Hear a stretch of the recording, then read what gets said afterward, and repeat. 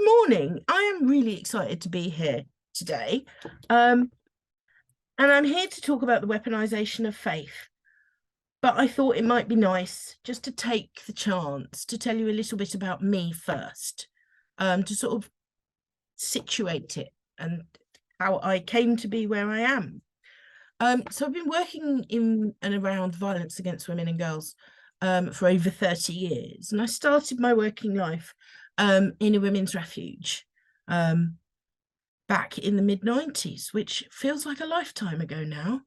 And I met people at the point of crisis. I met people who had decided that whatever was on offer in the refuge, and they had no idea, no clue what that would look like, was better than what was going on at home. The vast majority of people that I met in that situation were choosing to come there. So they weren't engaging, they weren't talking to other support organisations. They'd reached out for help, and they were saying, I will put all of my life into black plastic bags. I will come to a train station and get picked up with no idea where I'm going. Because that's my best option right now. And it was a really exciting time for me, walking alongside people, helping them rebuild their lives. And each person had a different selection of needs. Some people chose to go back to their partners. Some people moved to a different part of the country. Some people made a new life in our town, which was not their previous hometown. So it was a really inspiring job. But, you know, I became frustrated. I became disappointed as I kept doing that work, not because of the survivors that I was working with who came into the refuge and made choices and built their lives, but because I kept seeing that same chap's name coming across my desk. Not one single chap. It wasn't one exhausted man in Hampshire, but there were multiple chaps who were keeping me at work, which made no sense, but also made me incredibly angry, disappointed, frustrated. And I came to a point where I thought, if we keep doing survivor support well, but all we do is survivor support well, we are creating vacancies for victims. And that was not something that I could see happen all on its own. So we needed to recognise and we needed to address the people who were bringing harm. We needed to hold them to account. We needed to expect better. We needed to create opportunities to do better, because otherwise we would keep on providing survivor support, and those bringing the harm would continue to keep us in business. So that's sort of where I started. And I was very lucky. About the turn of the century, I started working with a local service that provided one of the earliest interventions with perpetrators.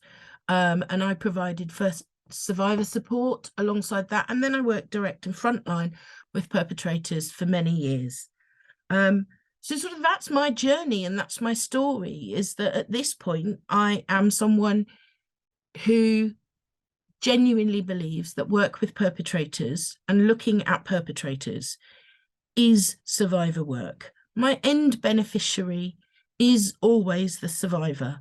When a perpetrator intervention is talking about what do they do and what do they achieve, their goal is to make women who've already experienced harm safer and to hopefully protect and prevent further harm to as yet unknown individuals. So that's got to be the end goal. So that's sort of me and how I get here. Right, let's talk about faith for a moment. Nothing too theological, you'll be pleased to hear, because I'm not great at that.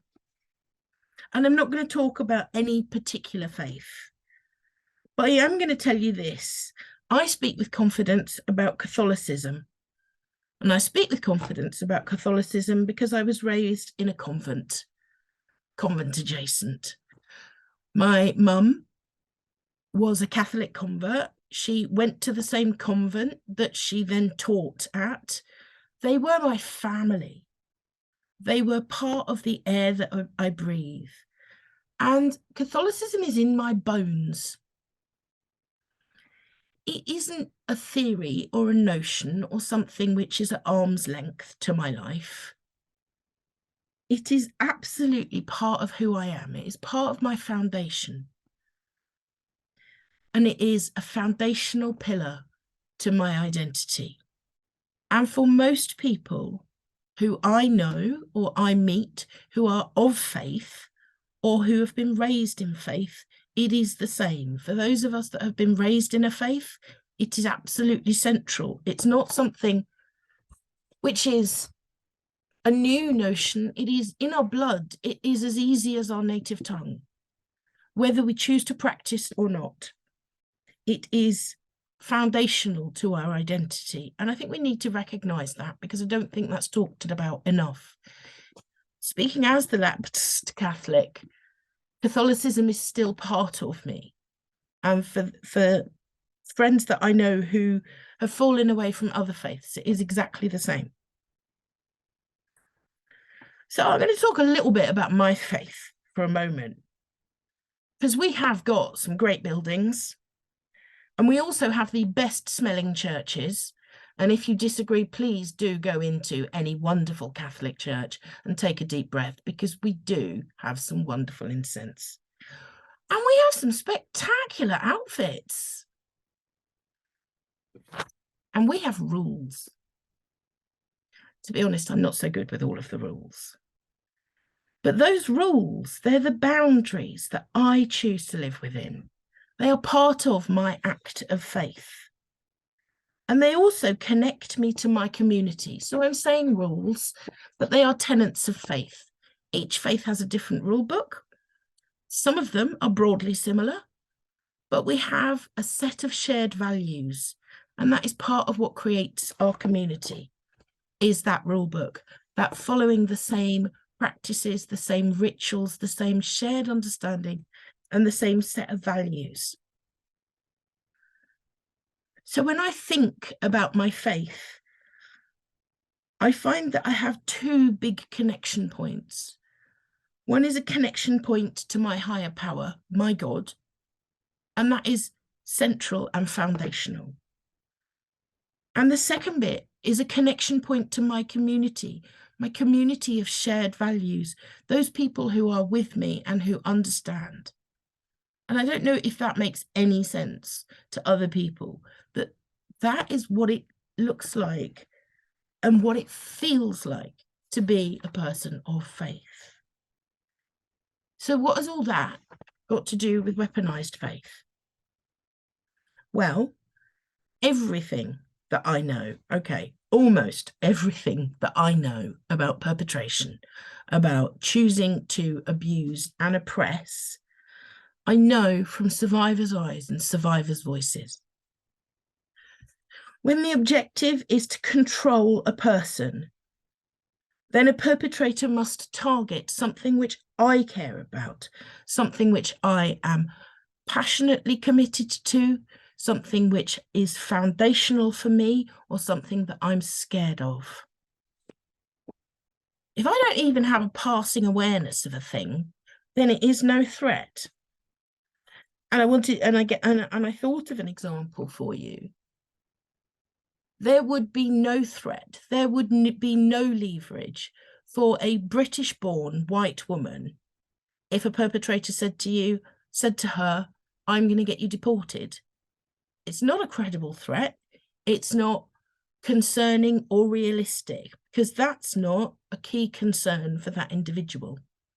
If we think about a migrant woman, alternatively, someone who may even have secure status at this point, but she knows how to navigate the immigration system and she is aware that deportation is a thing, that threat carries much more weight. So perpetrators target, they identify vulnerabilities and they leverage them in order to control, coerce, create fear, and maintain power.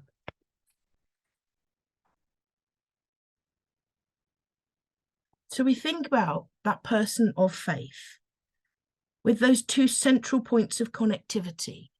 They're not the only things that someone has in their life, but they are quite central. They have a connectivity to a community, a shared set of values, and they have a connectivity to a higher power, a God. And it turns out that those are both excellent leverage points. So how might a perpetrator weaponize faith? They can threaten. They can threaten to isolate you from your community.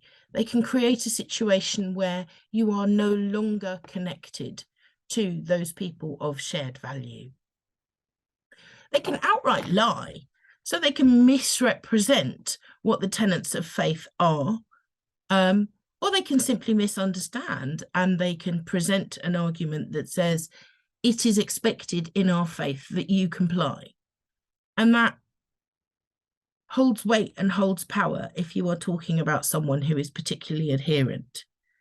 But there is absolutely no requirement for a perpetrator to be of the same faith as their victim or to share those beliefs. They simply have to understand what the survivor holds dear in order to weaponize it.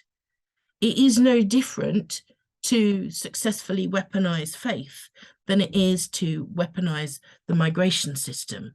If it is a thing that you know about, that you care about, that is relevant to your life, then it can be weaponized and bring a concern and anxiety for the survivor, and to start to create that coercive environment.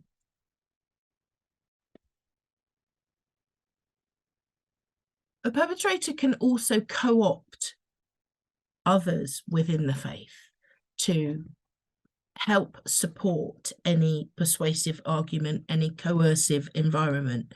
So I have encountered survivors who've been taken to couples counselling or faith-based support counselling, where the whole objective is to persuade that individual to comply, to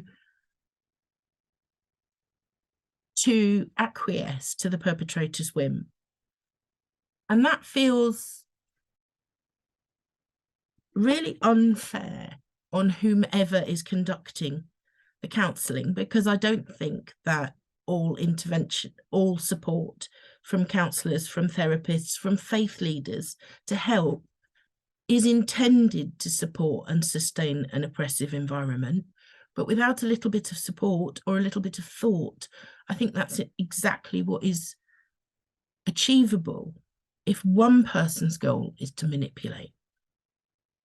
That makes sense. And I'd really like to sort of create that bit as a conversation, because I wonder if other people in the room recognize that idea about manipulating what is a well-intentioned system and turning it into a weapon.